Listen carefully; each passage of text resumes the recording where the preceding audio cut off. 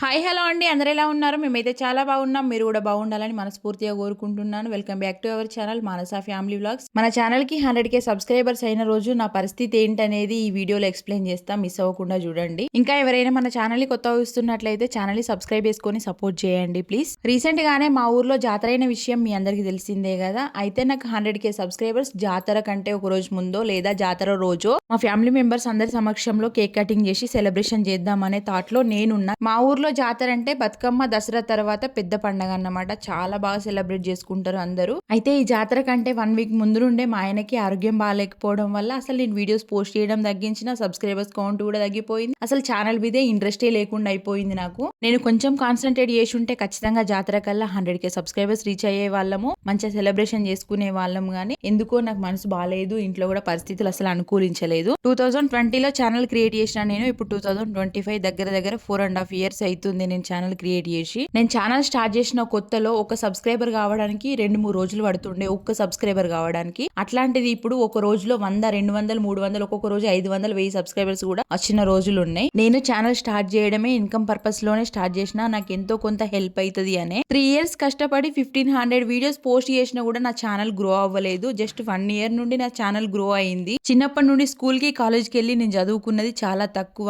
But YouTube channel start చేసిన తర్వాత నేను నేర్చుకున్నది చాలా ఎక్కువ. ఫస్ట్ ఛానల్ స్టార్ట్ చేద్దామనే థాట్ నాకు వచ్చింది, చెయ్యొచ్చు అనే గ్రీన్ సిగ్నల్ మా ఆయన ఇచ్చిండు, అంతవరకు ఓకే. స్టార్ట్ చేసిన తర్వాతనే తెలిసింది ఒక యూట్యూబ్ ఛానల్ రన్ చేయాలి అంటే ఎంత నేర్చుకోవాలి, దాని వల్ల ఎంత స్ట్రగుల్ ఉంటది అని. ఛానల్ స్టార్ట్ చేయడానికి ఫోన్ ఉంటే సరిపోతుంది అనుకున్నా. నేను ఛానల్ స్టార్ట్ చేసిన కొత్తలో నా దగ్గర ఫోన్ కూడా లేకపోతుండే, మా ఆయన దగ్గరనే ఫోన్ ఉంటుండే. ఆయన ఎప్పుడైనా ఇంట్లో ఉన్నప్పుడు మాత్రమే వీడియోస్ షూట్ చేసి వాటిని అట్లనే అప్లోడ్ చేసేదాన్ని. వాటిని ఎడిటింగ్ చేసి అప్లోడ్ చేయాలనే విషయం కూడా నాకు తెలియకపోతుండే. అలా యూట్యూబ్ ఛానల్ గురించి యూట్యూబ్ లోనే చూసి ఎడిటింగ్ చేయడం ఎట్లా, వాయిస్ ఓవర్ చేయడం ఎట్లా, థంబ్నెయిల్స్ చేయడం ఎట్లా, వాటిని ఎట్లా పోస్ట్ చేయడము, ట్యాగ్స్ ఎలా వేయాలి, అలా యూట్యూబ్ ఛానల్ గురించి తెలుసుకుంటూనే ఉంటున్నా, సెర్చ్ చేస్తూనే ఉంటున్నా. రోజులు కాదు, నెలలు కాదు, సంవత్సరాలే చేసిన అనుకోండి. నాకు 1000 సబ్స్క్రైబర్స్ కావడానికంటే ముందు నేను ఒక టెలిగ్రామ్ ఛానల్లో జాయిన్ అయినా. మన ఛానల్లో ఒక వీడియో పోస్ట్ చేసిన తర్వాత ఆ వీడియో లింక్ ని ఆ టెలిగ్రామ్ ఛానల్లో షేర్ చేయాలి. అలా షేర్ చేయడం వల్ల ఏంటి అంటే వాళ్ళు చూసి మనకి లైక్ చేసి మన వీడియోని వాచ్ చేసి మళ్ళీ వాళ్ళు మనకి స్క్రీన్ షాట్ పెడతారు అన్నమాట. సేమ్ అట్లనే ఇంకా అందులో ఉన్న మెంబర్స్ అందరు ఉంటారు కదా, వాళ్ళకి కూడా మనం అట్లనే వీడియో చూడాలి, లైక్ చేయాలి, ఆ ఛానల్ ని సబ్స్క్రైబ్ చేసుకోవాలి, అట్లా చేస్తుండాలి. అట్లా ఒక 2-3 months కష్టపడి నేను ఒక 100-200 సబ్స్క్రైబర్స్ ని గెయిన్ చేయగలిగిన అంతే. అయితే ఇవన్నీ కూడా నేను ఎప్పుడు చేసేదాన్ని అంటే నా దగ్గర ఫోన్ లేకపోవడం వల్ల మా ఆయన ఇంట్లో ఉన్నప్పుడు మాత్రమే చేసేదాన్ని. అది కూడా ఒక 1-2 గంటల టైం ఉండేది నాకు. అలా 500 సబ్స్క్రైబర్స్ అయిన తర్వాత మా ఆయన నాకు ఒక ఫోన్ కొనిచ్చిండు. ఆ ఫోన్ ని వాడుతూ ఉన్నా. ఒక 2 months 3 months తర్వాత ఏమైంది అంటే మా ఆయన ఫోన్ ఎక్కడో పోయింది. ఇంకా పోయిన తర్వాత అప్పుడు ఫోన్ కొనే సిచ్యువేషన్ లేకుండే. ఇంకా మా ఆయన నా దగ్గర ఉన్న ఫోన్ తీసేసుకున్నాడు. మళ్ళీ నా పరిస్థితి మొదటికి వచ్చింది అనుకోండి. ఇంకా ఫోన్ లేదు, మళ్ళీ మా ఆయన ఉన్నప్పుడే వీడియోస్ చేయడం ఇట్లనే జరుగుతుంది. దగ్గర ఒక 1K సబ్స్క్రైబర్స్ దగ్గర వరకు వచ్చిన. అప్పుడే మా ఛానల్లో ఒక వీడియో కొంచెం వైరల్ అయింది, పెద్దగా ఏం కాదు. ఇంకా దాని వల్ల కొన్ని సబ్స్క్రైబర్స్ రావడం స్టార్ట్ అయింది. రోజుకి ఒక 3, 4, 5 ఇట్లా. అలా ఇంకా నా ధ్యాస అంతా ఛానల్ మీదనే ఉంటుండే. నా మైండ్ లో ఒక ఛానల్ మాత్రమే తిరుగుతూ ఉండే ఎప్పుడు. ఇంకా నాకు ఎప్పుడు అదే లోకం ఉంటుండే. అప్పటికి మా ఆయన చాలా ట్రై చేస్తుండు నాకు ఫోన్ ఇప్పియడానికి. అప్పుడే నేను మా తమ్ముడిని పసి నాకు ఒక ఫోన్ ఇప్పిరా అని అడిగిన. సరే అక్క ఇప్పిస్తానే అని మా ఇంటికి వచ్చి నన్ను తీసుకొని కరీంనగర్ వెళ్ళి నాకు ఫోన్ ఇప్పించిండు. వాడు కూడా బాగా ఆలోచించి వీడియోస్ కోసమే ఉపయోగిస్తుంది కదా అని ఒక మంచి ఫోను ఒప్పో A54 అనే ఫోన్ ఇప్పించిండు నాకు. ఇంకప్పుడు పూర్తి కాన్సన్ట్రేట్ చేసి వీడియోస్ పోస్ట్ చేయడం స్టార్ట్ చేసిన. ఇంకా నా దగ్గరనే ఫోన్ ఉన్నది కాబట్టి వీడియోస్ తీయడము ఏదో ఒకటి పోస్ట్ చేస్తూనే ఉండేదాన్ని. అప్పుడే ఊర్లలో వదన మరదల గాజులు అని చాలా వైరల్ అవుతున్నాయి. ఇంకా మేము మాడపడిచి వాళ్ళకి నేను కూడా గాజులు పెట్టించిన. ఆ వీడియో అయితే పోస్ట్ చేసిన. అది లాంగ్ వీడియో అన్నమాట. దానికి 1K సబ్స్క్రైబర్స్ వచ్చిండ్రు. దాంతోనే 4000 వాచ్ అవర్ కూడా వచ్చింది. ఇంకా మానిటైజేషన్ అప్లై బటన్ ఎనేబుల్ అయింది. ఇంకా అప్పుడు మా హ్యాపీనెస్ చూడాలి, మామూలుగా లేదనుకోండి. ఇంకా మా ఆయన మానిటైజేషన్ చేపించడానికి ఎన్ని తంటాలు పడ్డాడంటే నానా తంటాలు పడాల్సి వచ్చింది. అంటే అప్పుడు ఏం తెలియదు యూట్యూబ్ గురించి. ఆ యూట్యూబ్ లోనే వీడియోస్ చూసుకుంటూ మానిటైజేషన్ అప్లై చేయడము అంత పెద్ద ప్రాసెస్ ఉంటుండే అప్పుడు. ఇప్పుడైతే చాలా ఈజీగా మానిటైజేషన్ కూడా అయిపోతుంది. మళ్ళీ అప్పుడు యూట్యూబ్ గురించి చాలా అపోహలు ఉంటుండే. ఏదైనా మిస్టేక్ అయిందంటే ఇంకా మొత్తం పోతుందేమో అని చాలా భయపడే వాళ్ళము. ఛానల్ డిలీట్ అయిపోతుంది కావచ్చు అని భయపడే వాళ్ళం. ఆచి తూచి ఆలోచించి చాలా మందిని తెలుసుకొని కొంతమంది టెక్ ఛానల్ వాళ్ళకి కూడా కాల్ చేసి తెలుసుకొని మా ఆయన మానిటైజేషన్ అయితే అప్లై చేసిండు. గ్రాండ్ సక్సెస్ గా మానిటైజేషన్ కూడా కంప్లీట్ అయిపోయింది. నేను ఛానల్ క్రియేట్ చేసిన కొత్త కొత్తలో అయితే ఈ షార్ట్ వీడియోస్ అనేవి చాలా తక్కువ. అసలు షార్ట్ వీడియోస్ ఎవరు అప్లోడ్ చేయకపోయేటోళ్ళు. ఎందుకంటే షార్ట్ వీడియోస్ కి మనం సాంగ్స్ వాడినా ఏది వాడినా కాపీరైట్ వచ్చేది. అప్పట్లో చాలా స్ట్రిక్ట్ రూల్స్ ఉండేవి. ఏదైనా షార్ట్ వీడియో అప్లోడ్ చేయాలంటే అది మన వాయిస్ తో అప్లోడ్ చేస్తేనే ప్రాబ్లం కాకపోయేది, లేకపోతే మస్తు పెద్ద పెద్ద ప్రాబ్లమ్స్ అయ్యేది. స్ట్రైక్స్ పడేవి, కాపీరైట్స్ వచ్చేవి. అప్పుడైతే పెద్ద తలనొప్పి ఉండే యూట్యూబ్ తోనే. ఇప్పుడు అంతలా లేనే లేదు అసలు. అయినా మేము షార్ట్ వీడియోస్ అసలు అప్లోడ్ చేయకపోయే వాళ్ళము, లాంగ్ వీడియోస్ అప్లోడ్ చేసే వాళ్ళము. నేను చెప్పిన వదిన మరదల గాజుల వీడియోకి ఎక్కువ మంది సబ్స్క్రైబర్స్ వచ్చిండ్రు, మంచి రెవెన్యూ కూడా వచ్చింది నాకు అప్పుడు. అలా ఒక 2 years వరకు చాలా ఇంట్రెస్ట్ గా వీడియోస్ అయితే పోస్ట్ చేసిన. 2 years తర్వాత చాలా విసిగొచ్చింది యూట్యూబ్ అంటేనే. ఎంత కష్టపడి వీడియో చేసినా, మస్తు ఎడిటింగ్ చేసినా, మస్తు thumbnail చేసినా కూడా అస్సలు వ్యూస్ రాకపోయేది. చాలా ఇబ్బంది అనిపించేది. అసలు మస్తు కోపం వచ్చేది, బాధ అయ్యేది, ఏడుపు కూడా వచ్చేది. ఇలా అయితే అయితలేదని వీడియోస్ పోస్ట్ చేయడానికి ఒక టైం పెట్టుకునే వాళ్ళం. కరెక్ట్ అదే టైంకి పోస్ట్ కావాలంటే కరెక్ట్ అదే టైంకి ఏ బాధనైనా పడి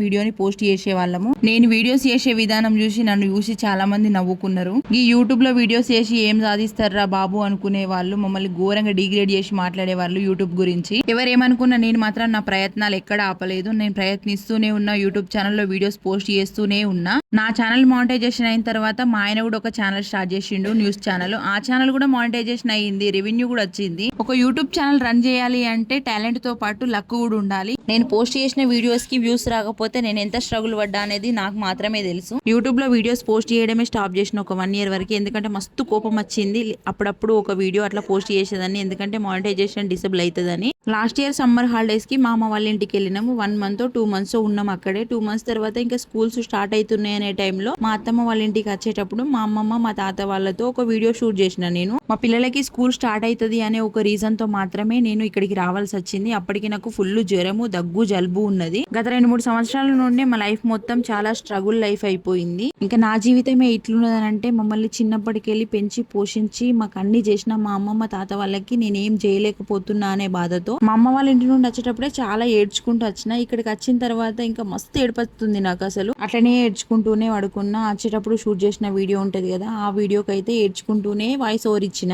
ఆ వీడియో పోస్ట్ చేసిన, ఇంకా వదిలేసిన. ఇంకా మామూలుగానే అన్ని వీడియోస్కి వచ్చినట్టే వ్యూస్ దీనికి ఒక 1K 2K వస్తాయి, ఆగిపోతుందిలే అని నేను అనుకున్నా. అక్కడ నేను అనుకున్నది ఒకటి, జరిగింది ఒకటి. ఆ వీడియోకి ఎంత మంచి రెస్పాన్స్ వచ్చిందంటే వేరే లెవెల్లో వెళ్ళింది జనాల్లోకి. ఒక 4-5 days లోనే 1 million రీచ్ అయింది వీడియో. 1 million తో కాకుండా 15 days లోనే 4 million చేంజ్ వ్యూస్ వచ్చినాయి. చాలా సబ్స్క్రైబర్స్ వచ్చిండ్రు. 50K చేంజ్ సబ్స్క్రైబర్స్ వచ్చిండ్రు. ఆ వీడియో ఇచ్చిన ఆనందం అంతా ఇంత కాదు. యూట్యూబ్ పైన నాకున్న నెగిటివ్ థాట్స్ ని మొత్తం తీసి పడేసింది. ఇంకా అప్పుడు కదా మళ్ళీ రీస్టార్ట్ చేసిన వీడియోస్ చేయడము. అప్పటి నుండి రీచ్ అయితే చాలా బాగున్నది. మంచి వ్యూస్ వస్తున్నాయి, మంచి సబ్స్క్రైబర్స్ వస్తున్నారు. చాలా మంచి ఫ్యామిలీని సంపాదించిన నేను. ఇంకా కామెంట్స్ రావడం అయితే మరీ అద్భుతం. అప్పట్లో నాకు నా యూట్యూబ్ ఛానల్ స్టార్ట్ చేసిన కొత్తలో అసలు కామెంట్సే రాకపోయేవి. అంటే నా వీడియోస్ అనేవి అప్పటికి జనాల్లోకి రీచ్ అవ్వలేదని అర్థం. కామెంట్స్ రావడం స్టార్ట్ అయింది అంటే ఓకే, నా వీడియోస్ జనాలు చూస్తున్నారు అని నాకు అప్పుడు మంచి హ్యాపీ అనిపించింది. మన యూట్యూబ్ ఫ్యామిలీలో ఎంత గొప్ప మనస్తత్వం ఉన్న మనుషులను చూసినా అంటే అసలు ఇంకా మాటల్లో చెప్పలేను. అంత మంచి మనుషులని చూసిన.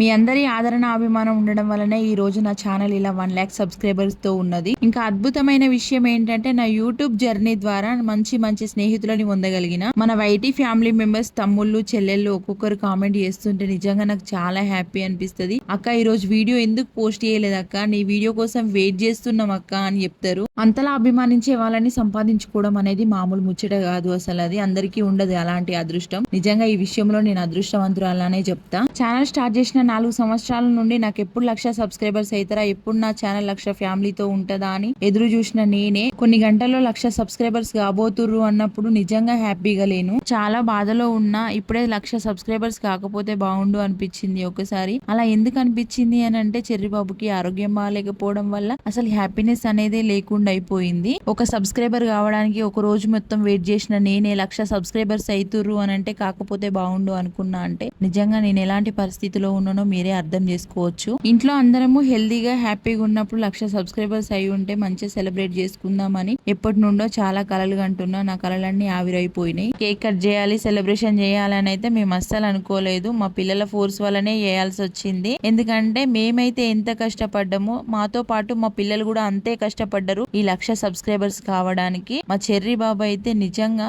చాలా కష్టపడుతుండే, మా సోను కూడా చాలా కష్టపడుతుండే. మా పిల్లలు అండ్ మా ఆయన సపోర్ట్ ఉండడం వల్లనే ఈ ఛానల్ ఈ రోజు ఇంత ముందుకి రాగలిగింది. మొత్తానికి నా కళ నెరవేరింది. నా ఛానల్ కి 100K ఫ్యామిలీ అయ్యింది. నేను ఛానల్ స్టార్ట్ చేసిందే ఈ ఛానల్ వచ్చే మనీతో నాకు నా ఫ్యామిలీకి ఎంతో కొంత హెల్ప్ఫుల్ గా ఉంటది అనే. ఇంకా నా కళ నెరవేరింది. 100K సబ్స్క్రైబర్స్ అయ్యారు కాబట్టి ఇప్పటి నుండి పూర్తి లాంగ్ వీడియోసే అప్లోడ్ చేయడానికి ట్రై చేస్తాను నేను. దయచేసి మీరందరూ కూడా నాకు సపోర్ట్ చేయండి. నా వీడియోస్ అయితే ఫుల్ గా వాచ్ చేయండి. ఈ 100K సబ్స్క్రైబర్స్ అయిన రోజే కొంతమంది మనుషుల గుణం ఎలాంటిది అనేది కూడా తెలుసుకున్నా నేను. నా గురించి ఎవరేమనుకుంటారు, వాళ్ళ మనస్తత్వం ఏంటి అనేది కూడా అర్థమైపోయింది. ఒక్క మాటలో చెప్పాలంటే నేను ఎదుగుతుంటే ఓర్వలేక తొక్కడానికే ప్రయత్నించే వాళ్ళు ఉన్నారు. ఈ 100K సబ్స్క్రైబర్స్ అయిన రోజు నా వైటీ ఫ్యామిలీ తప్ప ఏ ఒక్కరు కూడా నన్ను అభినందించలేదు. ఇంకా దీన్ని బట్టి మీరే అర్థం చేసుకోండి. ఎవరో తొక్కాలని చూస్తే, ఎవరో ఆపాలని చూస్తే ఆగేది కాదు నా విజయం అనే విషయం వాళ్ళకి తెలియదు. నాకు సపోర్ట్ చేసి నా ఛానల్ ని సబ్స్క్రైబ్ చేసుకున్న 1,00,000 మందికి పేరు పేరున పాదాభివందనాలు. నేనైతే ఎప్పటికీ మీ రుణం మర్చిపోలేను. ఇదంతా మీ వల్లనే జరిగింది. నేను యూట్యూబ్ ఛానల్ స్టార్ట్ చేసి ఛానల్ కి సంబంధించి కొన్ని తప్పులు కూడా చేసిన. అవి ఏంటనేది ఒక లాంగ్ వీడియో ద్వారా మీకు తెలియజేస్తా. ఖచ్చితంగా మీతో షేర్ చేసుకుంటాను. ఇంకా న్యూ క్రియేటర్స్ ఎవరు కూడా నాలాంటి తప్పులు చేయకూడదని ఆ వీడియో చేయాలనుకుంటున్నా. ఖచ్చితంగా చేస్తా. వీడియోని ఎండ్ వరకు చూసిన వాళ్ళందరికీ థ్యాంక్ యూ సో మచ్ అండి.